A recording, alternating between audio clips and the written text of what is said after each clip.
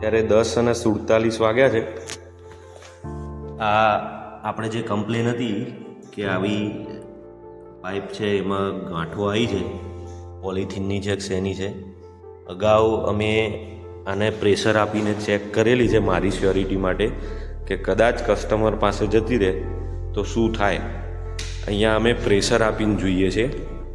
અત્યારે 2 kg pressure આપેલું છે, 2.04 દેખાય છે, 2 kg પ્રેશર છે. અહીંયા જે બ્લિંક થાય છે સેકન્ડ બ્લિંક થાય છે અને અહીંયા કલાકોમાં બતાવશે. અત્યારે 2 kg પ્રેશર એટલે મોટરનું રનિંગ પ્રેશર જે હોય એ 2 kg હોય એ પ્રમાણે અત્યારે આપણે આ ચલાવીએ છીએ. પછી જે આપણે લખીને આપીએ છીએ 2.5 kg એ આ કલાક 1.5 કલાક 2 kg રાખી અને પછી 2.5 kg પ્રેશર આપી અને એને સતત 1-2 કલાક ચલાવીશું. 2:23 થઈ જાય. આ એ જ પાઇપ 2 kg પ્રેશર સુધી અત્યાર સુધી ચાલ્યું છે. 2 kg પ્રેશર 1.94, 3 કલાક કુલ થયા છે. 2 kg પ્રેશર સુધી હજુ સુધી કોઈ વાંધો આવ્યો નહીં. હવે આપણે જે લખીને આપીએ છીએ 2.5 kg એ 2.5 kg પ્રેશર આપી જો અને એના પછી વધારે પ્રેશર આપીને જોઈશું. 3:26 થાય છે એટલે ઓલમોસ્ટ 1 કલાક 2.5 kg પ્રેશર આપી દીધું છે. આને 2.5 kg પ્રેશર આપ્યું છે. 1 કલાક થઈ ગયો છે, હજુ સુધી કોઈ લીકેજ થયું નથી. હજુ આને ચલાવીએ છીએ જ્યાં સુધી ચાલે ત્યાં સુધી. 6:51 હજુ સુધી 3 kg પ્રેશર એ ચાલુ છે. કોઈ લીકેજ કશું નહીં, જે છે એમની એમ પરિસ્થિતિમાં છે.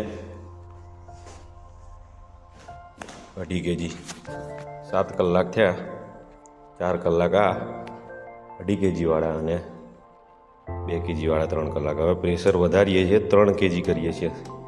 અત્યારે 2:60 હતું, 2.5 kg કરતાં વધારે થોડું.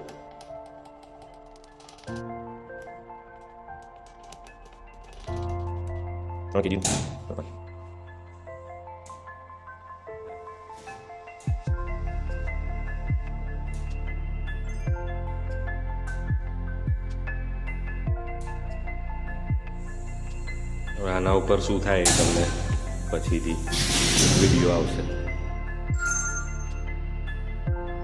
ધીમે ધીમે પ્રેશર વધે. 9:24 થઈ જાય. 3 kg પ્રેશર આપેલું છે. લગભગ છેલ્લા 3 કલાકથી 3 kg પ્રેશર છે. સેટ પ્રેશર 3.05 કરી દઉં. છેલ્લા 3-1 કલાકથી આપેલું છે. કોઈ પણ જાતનું કશું લીકેજ કે કશું નહીં, 0. એટલે 2.5 ઉપર જઈએ છીએ તો એ વાંધો નહીં આવતો.